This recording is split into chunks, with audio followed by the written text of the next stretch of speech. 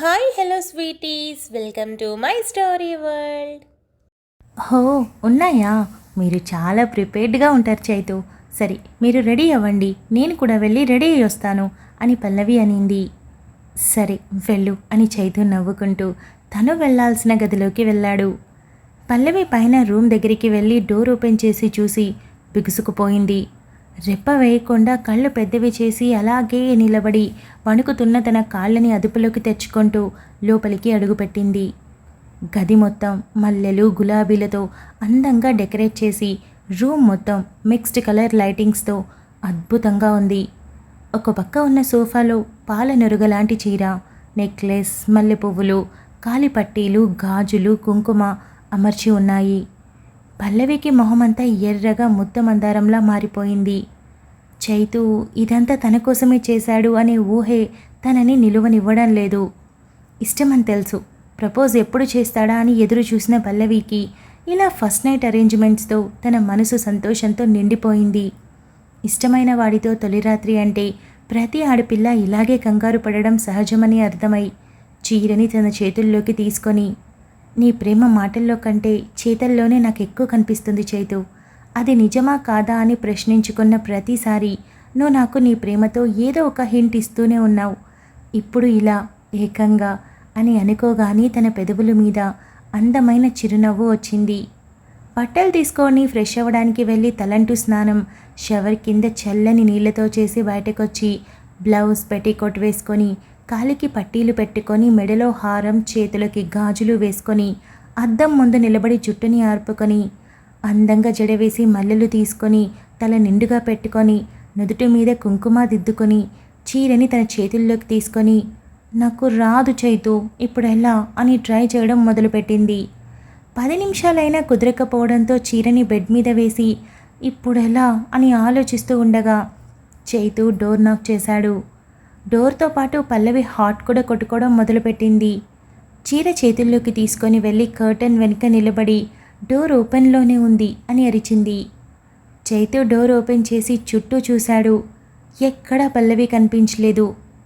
ఎక్కడా అని అనబోతూ కర్టన్ కింద పల్లవి పాదాలు కనిపించి నవ్వుకొని ఆ నవ్వుని కాస్త దాచి దగ్గరికి వెళ్ళి కర్టన్ పట్టుకొని, ఇక్కడేం చేస్తున్నావు అని అనబోతుంటే, ప్లీజ్ అక్కడే ఆగండి, కర్టెన్ ముట్టుకోవద్దు అని పల్లవి అనింది. ఎందుకు అని కర్టెన్కి ఇటువైపు ఉన్న చైతు అడిగాడు. అదంతే, ప్లీజ్ అక్కడే ఉండండి అని పల్లవి అనింది. చైతుకి అర్థం కాక, నీకు ఇష్టం లేదా అని డౌట్గా అడిగాడు. పల్లవి అవతల వైపు చీరతో తల బాదుకుంటూ అది కాదు అని అతి కష్టంగా చెప్పింది. అయితే ఎందుకు దాక్కున్నావు అని చైతు కర్టెన్ పక్కకి లాగాడు. పల్లవి టక్కున అటువైపు తిరిగి మొహానికి చీర అడ్డు పెట్టుకుంది. వెనక నుండి పల్లవిని చూసిన చైతు తనని కింద నుండి పైకి చూస్తూ తన నడుం దగ్గర ఏమీ లేకుండా తనని టెంప్ట్ చేస్తున్న ఆ ప్లేస్ దగ్గరే తన చూపు ఆగిపోయింది. వీపు మధ్యలో కింద వరకు ఉన్న జడ, అటు ఇటు చక్కగా అమర్చిన మల్లె పువ్వులు. చైతు పెదవులు తడుపుకొని ఏమైంది అని అడిగాడు. పల్లవి చీర మొహానికి అడ్డు పెట్టుకొని, నాకు చీర కట్టుకోవడం రాదు కదా, అందుకే రెడీ అయి ట్రై చేస్తున్నా అని చెప్పలేక చెప్పింది. చైతు మనసు పరిపరి విధాలుగా మారి తనని తాను కంట్రోల్ చేసుకోలేక పల్లవి నడుం చుట్టూ చేయి వేసి తన వైపు లాక్కున్నాడు. పల్లవి చైతు చెయ్యి స్పర్శకి గట్టిగా కళ్ళు మూసుకొని తెరిచి తలదించి తన నడుం మొత్తం చైతు చెయ్యితో నిండిపోవడంతో ఒకంత సిగ్గుతో రెప్పలు వాల్చేసింది. చైతు తన భుజం మీద గడ్డ మానించి, ఏంటి చీర కోసమా ఈ తిప్పలు, ఇప్పుడు కట్టినా ఏం ఉపయోగం ఉందని అని తన చెవిలో చిన్నగా తన పెదవులతో టచ్ చేస్తూ అన్నాడు. పల్లవికి ఒళ్ళంతా జల్లుమంది, తన శరీరం తనకే బరువుగా మారిపోయింది. చైతు పల్లవి జడని ముందుకేసి విశాలంగా ఉన్న తన వీపు మీద మధ్యలో వేళ్లతో రౌండ్స్ గీస్తూ ముద్దిచ్చాడు. పల్లవి వెన్నులో సన్నని వణుకు మొదలై వళ్ళు విల్లులా వంచింది. చైతు పల్లవిని తన వైపు తిప్పుకొని ఇద్దరి మధ్య అడ్డుగా ఉన్న చీరని తీసుకొని పక్కన వేశాడు. పల్లవి సిగ్గుతో దించిన తల ఎత్తకుండా తన ఒళ్ళు కప్పుకోవడానికి తన చేతులతో కుస్తీ పడుతుంటే చైతు నవ్వి, మొత్తం కనిపిస్తూ కవ్విస్తుంటే ఎందుకు నువ్వు దాచుకోవడం అని అన్నాడు. పల్లవికి చైతు మాటలతో ఒళ్ళంతా వేడిగా అయిపోతున్నా అరచేతులు అరికాళ్ళు మాత్రం చల్లగా మారిపోయాయి. చైతు పల్లవి నుదుటి మీద ముద్దు పెట్టి అలాగే పెదవులతో రాస్తూ తన ముక్కుని ముద్దాడి అటు డైవర్ట్ అయి చెంప మీద పెదవులతో రాస్తూ తనని మరింత దగ్గరికి తీసుకున్నాడు. పల్లవికి తనకి తెలియకుండానే చైతు చుట్టూ చేతులు పెనవేసుకున్నాయి. చైతు బుగ్గ మీద చిన్నగా పంటిగాటు పెట్టి పెదవుల వైపు వెళ్ళాడు. పల్లవి పెదవులు విడిచేసి కళ్ళు మెల్లగా మూతలు వేసింది. చైతు పెదవుల మీద ప్రేమగా చిరుముద్దిచ్చి ఆ మాంతం గాఢంగా ముద్దు పెట్టుకున్నాడు. పల్లవి చెయ్యి వీపు మీద నుండి మెడ మీదకి ఒకటి మరొకటి చైతు జుట్టులోకి పోనిచ్చి చైతుకి అనుగుణంగా మారిపోయింది. చైతు చెయ్యి పల్లవి నడుం మీద వేసి నిమురుతూ చిన్నగా ప్రెస్ చేస్తూ తన వైపు లాక్కున్నాడు. ఇద్దరి మధ్య అస్సలు గాలి దూరే సందు కూడా లేదు. ఇద్దరూ ప్రపంచాన్ని మర్చిపోయి ఒకరిలో ఒకరు అన్నట్టుగా చుంపించుకుంటూ ఉన్నారు. పల్లవికి ఒత్తిడి ఎక్కువైందని తన చేతి వేళ్ల స్పర్శతో అర్థం చేసుకున్న చైతు చిన్నగా వదిలి దూరం జరిగాడు. పల్లవి తన చేతులు చైతు మీద నుండి తీస్తూ ఉంటే చైతు పట్టుకొని ఎందుకు తీయడం అని చేతిని పట్టుకొని చెయ్యి మీద ముద్దు పెట్టాడు. పల్లవికి చాలా టెన్షన్గా ఉంది. కానీ చైతు దగ్గరవడమంటే అది తన ప్రేమ తనకి దక్కినట్టే అని చాలా సంతోషంగా కూడా ఉంది. పల్లవి మనసులో లేని ధైర్యాన్ని తెచ్చుకొని తల ఎత్తి చైతు వైపు చూసి తన మనసులో నువ్వు నాకే సొంతం చైతు, నాకు మాత్రమే అని చాలా ప్రేమగా అనుకుంది. ఆ మాటలు స్పష్టంగా విన్న చైతు తన ప్రేమని ఆపుకోలేక పల్లవిని ఎత్తుకొని అందంగా మల్లెలతో అమర్చిన పాన్పు మీదకి చేరిపోయాడు. బెడ్ మీద మల్లె పువ్వులు కూడా నలగకూడదు అన్నట్టు పల్లవిని సుతిమెత్తగా పడుకోబెట్టి తన పక్కన చేరిపోయాడు. చైతు పల్లవి మీద వాలి తన వేలితో పల్లవి బుగ్గని రాస్తూ ఇష్టమే కదా అని అడిగాడు. పల్లవి ఆ మాటకి చైతు వైపు నొచ్చుకొని చూస్తూ అంటే ఇష్టం లేకుండా ఇలా ఇక్కడ అని కళ్ళు దించి ఆపేసింది. చైతు పల్లవి చుట్టూ చేయేసి భార్య అయినా ఇష్టం లేకుండా ఫోర్స్ చేయకూడదు, అందుకని అడిగాను అని అన్నాడు. పల్లవి కళ్ళు మాత్రమే పైకి లేపి చైతు కళ్ళల్లోకి చూస్తూ కాస్త భయంగా ఉంది అని చెప్పింది. చైతు పల్లవి కళ్ళల్లోకి చూస్తూ నువ్వు నా కళ్ళల్లోకి చూస్తూ ఉండు చాలు అని నవ్వుతూ నెమ్మదిగా చెప్పి తన పెదవులు మరోసారి ముద్దాడి తన మెడ మీదకి చేరిపోయాడు. చైతు పల్లవిని ఏమాత్రం ఇబ్బంది పెట్టకూడదు అని గట్టిగా నిర్ణయించుకున్నా చైతు ప్రేమలో ఇప్పుడు తనే చైతుకి అనుగుణంగా మారిపోతూ ఉంది. చైతు పల్లవి మెడ మీద నుండి తన నడుం మీదకి చేరిపోయాడు. అందంగా అచ్చంగా చీకట్లో కనిపించే చందమామలా ఉన్న తన నడుంని వేళ్లతో స్మరిస్తూ చైతు పల్లవి నాభి మీద ముద్దిచ్చి మెల్లగా ఒక్కో వస్త్రం ఇద్దరి నుండి వేరుపడి ఒకరినొకరు పెనవేసుకొని ప్రేమని కొత్తగా చూపిస్తూ చైతు పల్లవిని తనదాని చేసుకుంటే చైతు ప్రేమలో పరవశించిపోతూ తనలో మెల్లగా ఇమిడిపోతూ ఇబ్బందిని కూడా దాచేసి తన పెదవుల మీద చిరునవ్వుతోనే చైతుని తనవాణ్ణి చేసుకుంది. ఇద్దరూ ఆ రోజుతో ఇద్దరు కాదు ఒక్కరే అన్నట్టు ఒకరిలో ఒకరు కలిసిపోయారు. అలసిన శరీరాలు అలు పెరగని మనసులతో ఉన్నారు. చైతు పల్లవి ఎది మీద తలవాల్చి పడుకొని ఉంటే పల్లవి చెయ్యి చైతు జుట్టులో పోనించి నిమురుతూ ఉంది. ఇబ్బంది పెట్టానా అని చైతు చిన్నగా అడిగాడు. పల్లవి చైతు తల మీద ముద్దిచ్చి లేదు అని అనింది. చైతు తలపైకి ఎత్తి కాస్త మీదకి జరిగి పల్లవిని చూస్తూ చెప్పకుండా ఇక్కడికి తీసుకుని వచ్చేశాను, పైగా ఎక్కువ టైం కూడా ఇవ్వలేదు, సారీ అని అన్నాడు. ఇంత ప్రేమను పంచుతుంటే నాకు సారీ ఎందుకు చైతు? ఇలాంటి రోజుని నేను కలలో కూడా ఊహించలేదు, కానీ ఇంత త్వరగా వచ్చిందంటే నాకే నమ్మకం కలగడం లేదు అని పల్లవి అనింది. చైతు పల్లవి మీద నుండి లేచి బెడ్ మీద వెల్లికిలా పడుకొని పల్లవి వైపు చూసి రమ్మని సైగ చేశాడు. పల్లవి చైతు చెయ్యి మీద తలపెట్టి పడుకొని చుట్టూ చెయ్యేసి ఇందుకేనా జ్ఞాన్ని రావద్దని చెప్పారు అని అడిగింది. తను ఇబ్బంది పడడం ఎందుకని అని చైతు అన్నాడు. జ్ఞాన్ ఇబ్బంది పడడంనా లేక మీకు ఇబ్బంది అవుతుందనా అని పల్లవి నవ్వింది.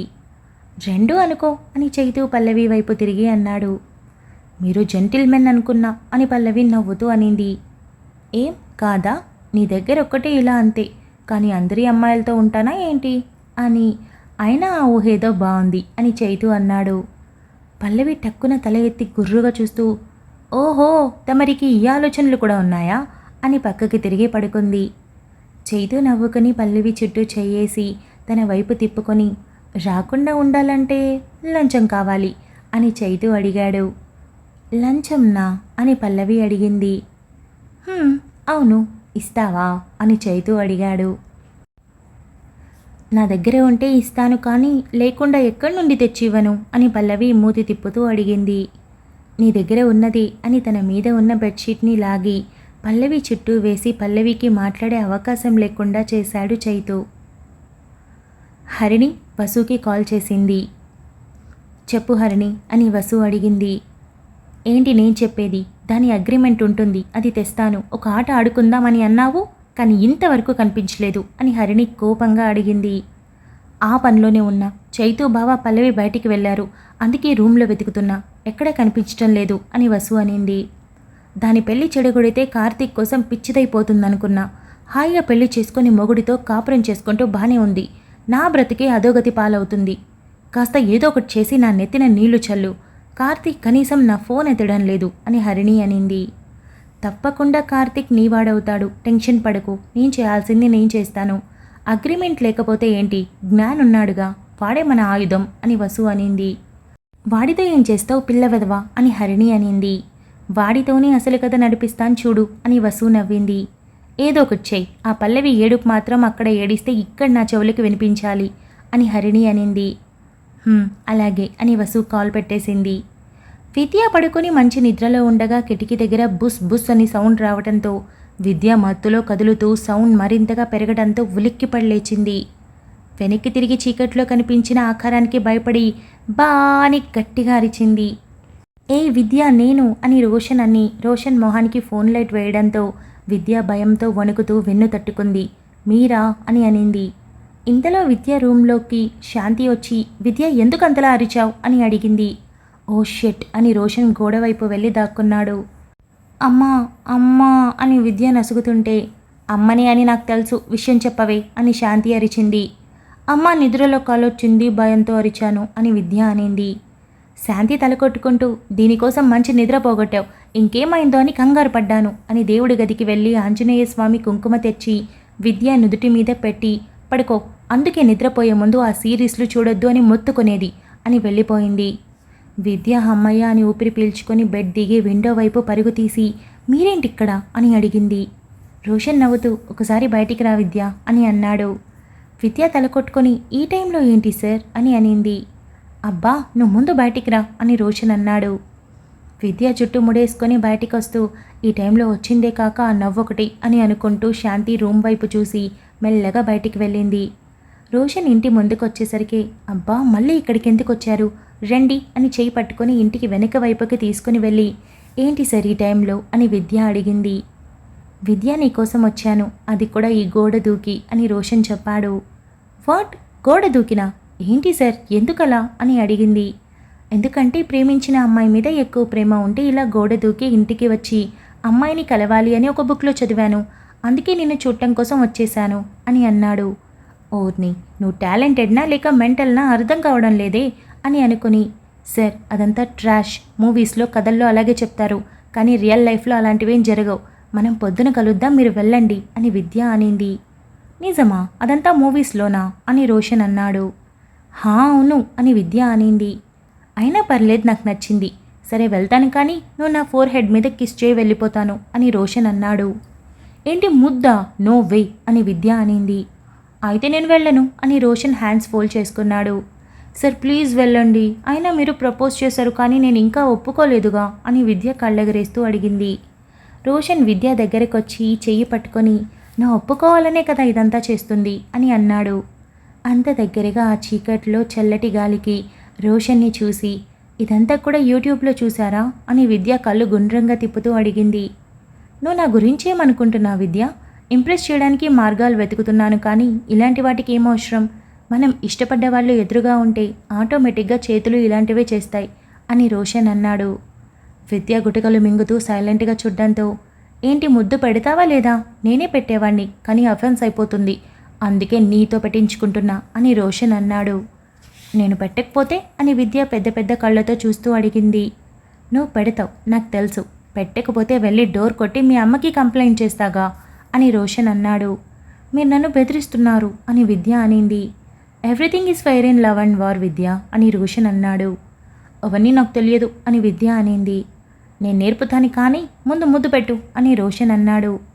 నో అని విద్య అనింది. ఆంటీ అని రోషన్ అంటుంటే స్టాప్ అని విద్య రోషన్ మొహం పట్టుకొని నుదుటి మీద ముద్దు పెట్టింది. రోషన్ నవ్వుకొని విద్య అని పిలిచాడు. విద్య కళ్ళు తెరిచి దూరం జరిగి చిచి నేనేంటి ఇంత ఇంటెన్స్తో పెట్టేశాను అని దూరం జరిగి ఇక వెళ్ళండి అని అనింది. రోషన్ నవ్వుతూ సూపర్గా ఉంది, ఈరోజు హాయిగా నిద్ర పట్టేస్తుంది అని గుడ్ నైట్ చెప్పాడు. ఒక్క నిమిషం అని రోషన్ షర్ట్ పట్టుకొని వచ్చి తన నుదుటిని రోషన్ నుదుటిని ఆనించి వెనక్కి నెట్టి ఇక వెళ్ళండి అని అనింది. మళ్ళీ పెట్టాలనిపిస్తే నేనేం అడ్డు చెప్పను అని అన్నాడు.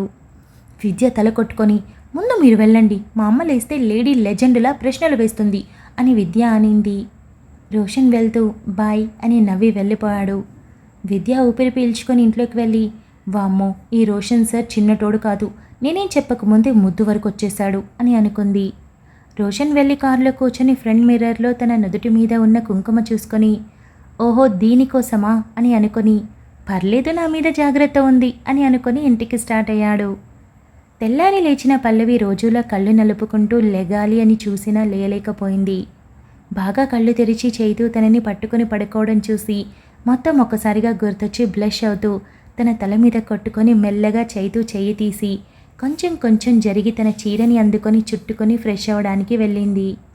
ఫ్రెష్ అయ్యి ఇప్పుడు నాకు బట్టలు ఎలా అని ఆలోచిస్తూ బాత్రూంలో ఉన్న టవల్ తీసుకొని చుట్టుకొని బయటకొచ్చి ఎందుకో డౌట్ వచ్చి కబోర్డ్ ఓపెన్ చేసి చూస్తే అందులో చైతూవి పల్లవివి బట్టలు కనిపించాయి. చైతూ నీకు చాలా ముందు జాగ్రత్త అని అనుకొని ఒక డ్రెస్ తీసుకొని వేసుకొని తల బాగా ఆర్పుకొని కిందికి వెళ్తే పూజ గది కనిపించి దీపం వెలిగించి దండం పెట్టుకొని కిచెన్లోకి వెళ్ళింది.